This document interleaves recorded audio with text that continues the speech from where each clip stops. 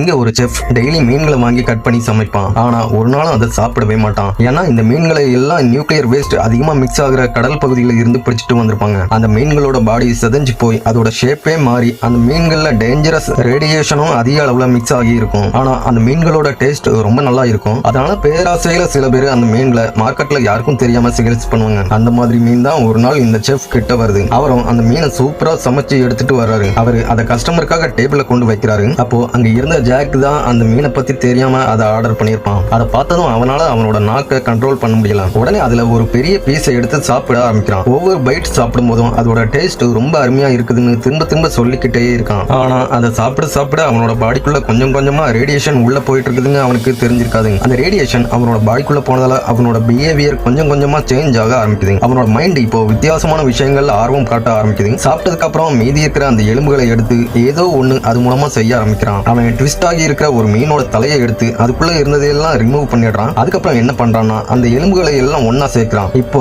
வித்தியாசமா ஒரு கன் ஒண்ணு ரெடி பண்றான். ஆனா அதுல போடுறதுக்கு புல்லட் இல்ல. அதனால ஒரு மீனை எடுத்து கடிக்கிறான். அப்போ அவனோட சொத்த பல்லு ஒண்ணு அப்படியே வெளியே வந்துருது. அப்படி வந்து அவனோட பற்களை அந்த கன்னுக்கு புல்லட்டா போடுறான். அப்படியே அந்த மீனோட தலையையும் ஜாயின் பண்றான். இப்போ ஒரு பயங்கரமான எலும்பு கன் ரெடி ஆகிருது. உடனே அவனோட மைண்ட்ல ஏதோ ஒண்ணு தோண சடனா அந்த கன்னை எடுத்து அவனோட கேர்ள் ஃப்ரெண்டை நோக்கி நீட்டுறான். அப்போ அந்த ஹோட்டலோட வெயிட்டர் ஒருத்தர் பில் வாங்குறதுக்காக அவன் கிட்ட வந்து சாப்பிட்டதுக்கு பணம் கேட்கிறாரு. அப்போ திடீர்னு அந்த கன்னை எடுத்து அவரோட ஃபேஸ்லயே ஷூட் பண்றான். இதனால அவரோட ஃபேஸ் இன்ஜூரி ஆகிருது. இதனால கோபத்துல அவர் வச்சிருந்த கத்தியை எடுத்து அவனை அட்டாக் பண்ண ஆரம்பிக்கிறாரு. அப்போ பக்கத்துல இருந்த அவனோட கேர்ள் ஃப்ரெண்ட் சூடா இருந்த சூப்பை தூக்கி அந்த வெயிட்டரோட முகத்திலேயே ஊத்திடுறான். இதனால அவரோட ஃபேஸ் பயங்கரமா எரிய ஆரம்பிக்குது. அவரால் இப்போ பார்க்கவும் முடியல. ஜாக் திரும்பவும் இன்னொரு டைம் அவரை ஷூட் பண்றான். இதனால அவர் அப்படியே சரிஞ்சு விழுந்துடுறாரு. 2 புல்லட் இறங்கினதால அவர் அப்படியே இறந்தும் போயிடுறாரு. அப்போ அந்த எலும்பு கன்ல இருந்து பிளட் வர்றதை பார்த்த ஜாக் அந்த கன்னை அப்படியே கீழே போட்டுடுறான். கடைசியில் அவனுக்கு சுய நினைவு வந்து கொஞ்ச நேரத்துல எவ்வளவு பெரிய தப்பு பண்ணி இருக்கிறோம்னு உணர்றான்.